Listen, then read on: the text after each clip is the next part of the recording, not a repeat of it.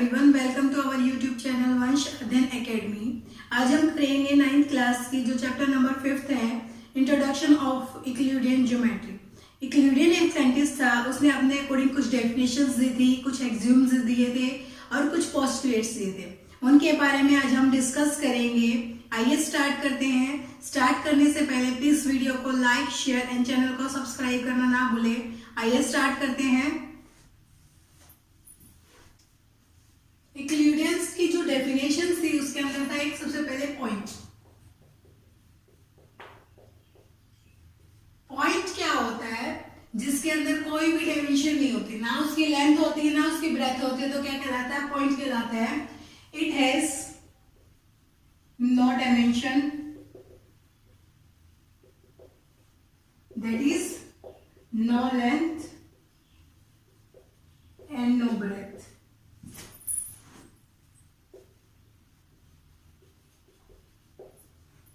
हमारे पास line. Line क्या होती है? जिसकी ओनली लेंथ हो, ब्रेथ ना हो, तो हम क्या लिखेंगे? It has no breadth, only length. जिसकी ओनली लेंथ हो, ब्रेथ ना हो, तो हम क्या कहते हैं? उसको लाइन। स्ट्रेटली चलती रहती है, इसके एंड पॉइंट फिक्स नहीं होते, तो हम उसको क्या बोलेंगे? लाइन। नेक्स्ट होती है हमारे पास स्ट्रेट लाइन,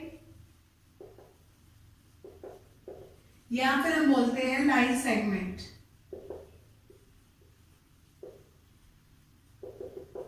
ये क्या होते हैं? ये भी एक टाइप की लाइन होती है। It has only length with, जिसके 2 एंड पॉइंट फिक्स होते हैं। जिसके 2 एंड पॉइंट्स होते हैं तो हम उसको बोलते हैं लाइन सेगमेंट या स्ट्रेट लाइन। जिसका हमने बोला ये 6 सेंटीमीटर की एक लाइन बनाई है, इसका ओरिजिन से स्टार्ट किया 0 से और ये 6 तक गई, तो दोनों एंड पॉइंट हमारे फिक्स थे, तो हम उसको क्या कहलाएगा? स्ट्रेट लाइन या लाइन सेगमेंट हम उसको बोलते हैं। नेक्स्ट है सरफेस।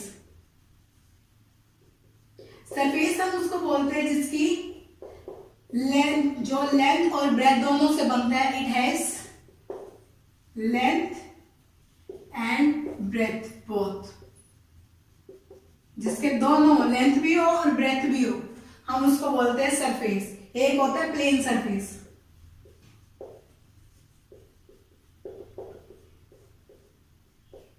जो हमारी लेंथ और ब्रेथ होती है वो स्ट्रेट लाइन से मिलकर बनी होती है। दैट मींस जो ये वाला हमारे पास रेक्टेंगल टाइप का बॉक्स है, ये भी एक स्ट्रेट लाइन थी, ये भी एक स्ट्रेट लाइन है। ये लेंथ है, ये भी लेंथ है, ये ब्रेथ है, ये भी ब्रेथ। तो ये हमारे पास क्या बना? प्लेन सरफेस, क्योंकि हमारा ये सरफेस है स्ट्रेट लाइन से मिलकर बना हुआ है। इसके अंदर कोई जरूरी नहीं है स्ट्रेट लाइन से मिलकर बना हुआ हो। प्लेन सरफेस के अंदर जरूरी है कि वो स्ट्रेट लाइन से मिलकर बना हुआ होता है।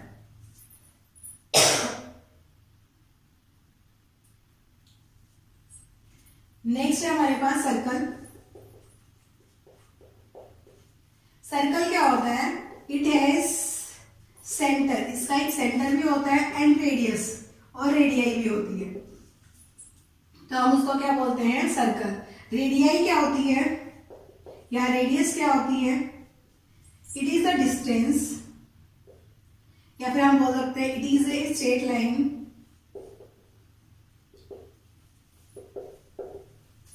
सेंटर टू, सेंटर से लेके circumference of circle, circumference of circle तक जो हमारा डिस्टेंस होता है वो क्या कहलाता है? रेडियस कहलाता है। दैट मींस हमारा ये सेंटर है, यहां से लेके यहां तक का जो डिस्टेंस है वो क्या कहलाएगा? रेडियस। हमने इसको आर से रिप्रेजेंट कर दिया। नेक्स्ट है डायमीटर। डायमीटर क्या होता है? ये रेडियस का डबल बोल सकते हैं।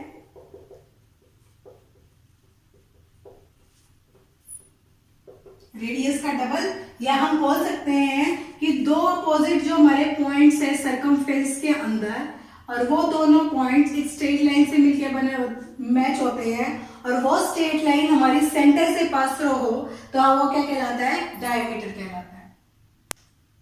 नेक्स्ट है हमारे पास यूक्लिडियन एक्सियोम। जैसे यूक्लिडियन ने डेफिनेशन दी थी, वैसे ही कुछ एक्सियोम्स दिए थे। वो क्या थे? फर्स्ट, यदि जैसे हमारे पास एक नंबर है 1, वो 1 के ही इक्वल है। यदि मैं लेफ्ट साइड और राइट साइड कि दोनों में कुछ 2 ऐड करती हूँ तब भी ये आपस में इक्वल रहते हैं। ये कहता है कि जो हमारे पास कोई भी 2 इक्वल नंबर्स है, 2 इक्वल थिंग्स है, उसके अंदर बोथ साइड में कुछ ऐड कर देती हूँ तब भी वो इक्वल रहते हैं। ये ट्रू है, हाँ ये ट्रू है स्टेटमेंट। ऐसे ही सेकेंड एग्जाम्पल था, यदि मेरे पास दोनों नंबर इक्वल हैं और दोनों में से कुछ माइनस किया जाए तब भी वो इक्वल रहते हैं, दैट इज ट्रू। ऐसे ही कोई भी नंबर है उसको हाफ कर दिया जाए तो वो दूसरे वाले नंबर के हाफ के इक्वल ही होता है। दैट मीन्स 2 इक्वल नंबर थे, उनको हाफ कर दो तब भी वो इक्वल होते हैं, हाँ इक्वल होते हैं। या कोई भी नंबर है हमारे पास, उसको डबल कर दो, अब 4 के इक्वल था, इक्वल टू डबल कर दिया तब भी हमारे पास वो इक्वल बनता है। ये इसके एक्सियोम है। नेक्स्ट था, कोई भी फॉल्स चीज है, यानी कि जैसे 1 kg हम शुगर लेके आए हैं तो वेट के अकॉर्डिंग 1 kg नमक के इक्वल होगा, यस होगा, क्योंकि हम शुगर ले रहे हैं और यहाँ पे हमारे पास साल्ट है, तो दोनों अपने वेट के अकॉर्डिंग इक्वल है। 6 एक्सियोम है, यदि मेरे पास हमने बोला 1 kg शुगर है,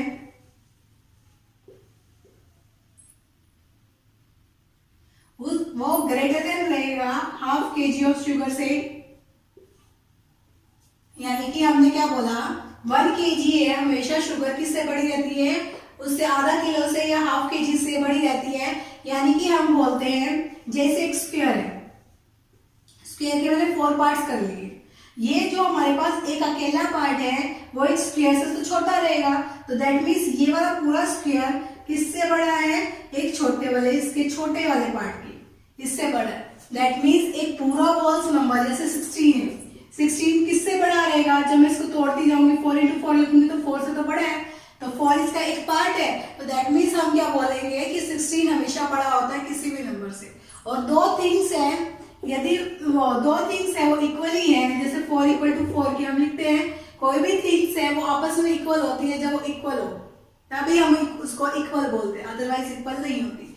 ये हमारे कुछ एक्सियोम्स से, इक्विलिब्रियम के जो इक्विलिब्रियम ने कुछ एक्सियोम्स दिए थे उसके बारे में हमने डिस्कस किया है।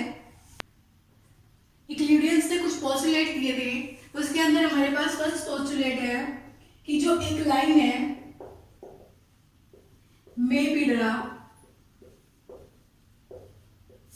1 point to another point। एक लाइन को हम एक पॉइंट से दूसरे पॉइंट तक ड्रा कर सकते हैं, जैसे ये लाइन है यहाँ से यहाँ तक। इसका एक्सियोम क्या है कि जो हमारे पास एक स्ट्रेट लाइन है सिर्फ 2 पॉइंट से ही ड्रा हो सकती है, कि जैसे हमारे पास 2 पॉइंट्स है, इस 2 पॉइंट से एक ही line straight line pass through कर सकती है। यदि हम इस तरीके से पास थ्रू करते हैं ये कर्व बन जाती है, लाइन नहीं होती, तो दैट मीन्स 2 पॉइंट से हम ओनली एक स्ट्रेट लाइन ही पास थ्रू करवा सकते हैं, इसका एक्सियोम था। सेकेंड पोस्टुलेट है हमारे पास, a terminated line can be produced infinitely, कि एक टर्मिनेटेड लाइन, टर्मिनेटेड का मतलब होता है लाइन सेगमेंट है जिसकी 2 एंड पॉइंट फिक्स है। यदि हम इस टर्मिनेटेड लाइन को पीछे कहीं भी बढ़ा दें, आगे कहीं भी बढ़ा दें, प्रोड्यूस करते रहे, वो इनफाइनाइटली मैनी प्रोड्यूस कर सकते हैं, कहीं भी तक भी हम इसको बढ़ा सकते हैं। थर्ड था हमारे पास एक सर्कल है, इस ड्रा, एक सर्कल को हम ड्रा कर सकते हैं of any radius and with any centre, कोई भी सेंटर हो या कोई भी रेडियस हो, हम सर्कल आराम से ड्रा कर सकते हैं। कि एक सर्कल को हम ड्रा कर सकते हैं विद कोई भी रेडियस के साथ, कोई भी सेंटर के साथ। ये सेंटर यहाँ दे दिया तो अभी हम रेडियस ड्रा कर देंगे, यहाँ दे दिया तब भी हम सर्कल ड्रा कर देंगे। तो हमारे पास कोई भी रेडियस दे रखी हो, कोई भी सेंटर दे रखा, हम सर्कल आराम से ड्रा कर सकते हैं। नेक्स्ट है हमारे पास कि जो राइट एंगल्स होते हैं वो इक्वल होते हैं,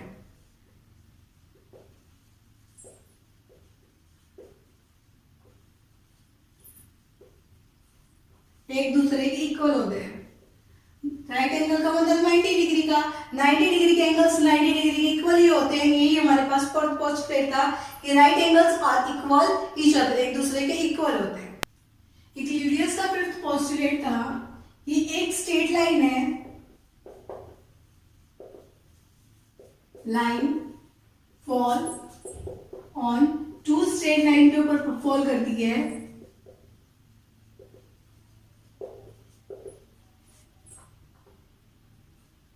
then sum of interior angle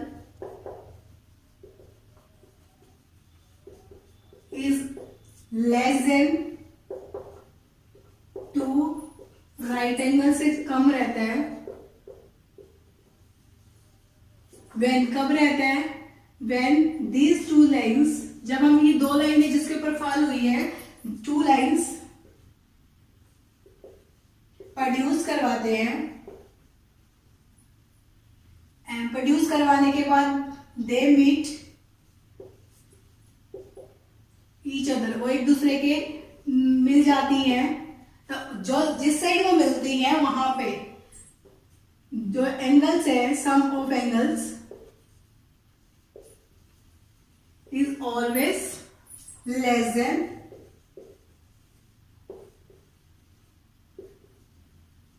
two right angle। कहने का क्या मतलब है, हमने दो स्ट्रेट लाइन दे रखी है, एक ये स्ट्रेट लाइन है, एक ये स्ट्रेट लाइन है, दो स्ट्रेट लाइन के ऊपर हमने एक स्ट्रेट लाइन फॉल करवाई है। अब हमने क्या बोला है, यदि दो स्ट्रेट लाइन को प्रोड्यूस कर दिया जाए, पीछे की तरफ प्रोड्यूस कर दो, ये भी पीछे की तरफ प्रोड्यूस कर दो, ये एक दूसरे को मैच कर रही है, जहां मैच कर रही है वहां के जो इंटीरियर एंगल है, ये वाला और ये वाला, इन दोनों का एंगल का सम टू राइट एंगल से छोटा होता है हमेशा, ये कहना चाह रहे हैं वो। ये हमारा फिफ्थ पोस्टुलेट था कि दो स्ट्रेट लाइन हमने ड्रा की है, यदि इन दो स्ट्रेट लाइन को आगे मिला दूं प्रोड्यूस करने के बाद, और एक स्ट्रेट लाइन इसके ऊपर पास ड्रॉ करती है, जहां से ये मीट कर रही है वहां पे जो एंगल का सम बनेगा ये वाला, वो क्या कहलाएगा, टू राइट एंगल से छोटा रहता है हमेशा। ये हमारा इक्विलिब्रियम का फिफ्थ पोस्टुलेट था। अब जब हमने जो डेफिनेशंस की है इक्विलिब्रियम की, जो एक्सियोम्स किए हैं, जो पोस्टुलेट्स किए हैं, उनके ऊपर बेस्ड कुछ क्वेश्चन है, उनको सॉल्व करते हैं। हमारा फर्स्ट क्वेश्चन है, if a point C lie between A and B, A और बी के बीच में कोई भी पॉइंट सी ए लाई करता है सच दैट, इस तरीके से ए सी इक्वल टू बी सी है, देन प्रूव दैट, मुझे प्रूव करना है ऐसा कुछ होगा।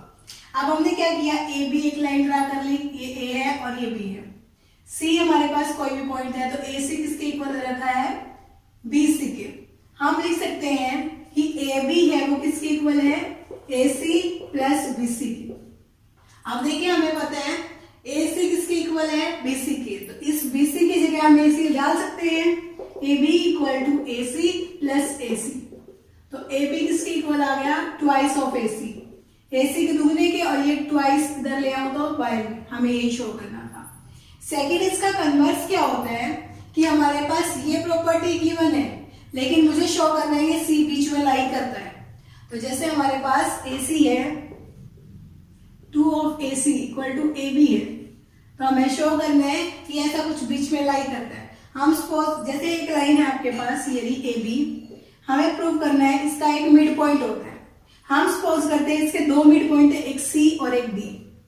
यदि पहले सी को मिड पॉइंट लेके चलूं तो ए सी किसके इक्वल आएगा, बी सी के, और डी को मिड पॉइंट लेके चलूं तो ए डी किसके इक्वल आएगा, बी डी के।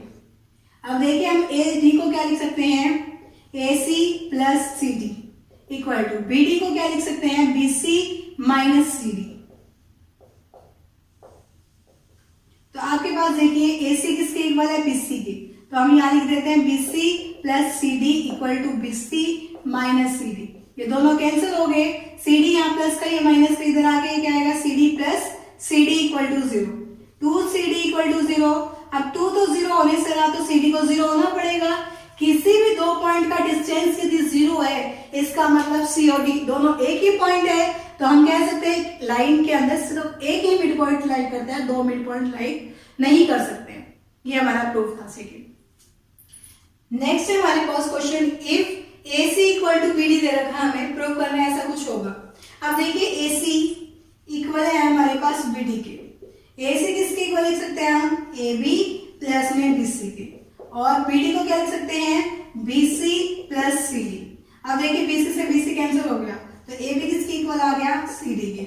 हमें यही शो करके दिखाना था। तो हमारा जो चैप्टर है 5th यहाँ कंप्लीट होता है। आपकी कोई भी 5th चैप्टर से रिलेटेड क्वेरी है तो आप कमेंट करके पूछ सकते हैं। Thank you for watching this video. Please like, share and subscribe the channel. Thank you very much. Have a nice day.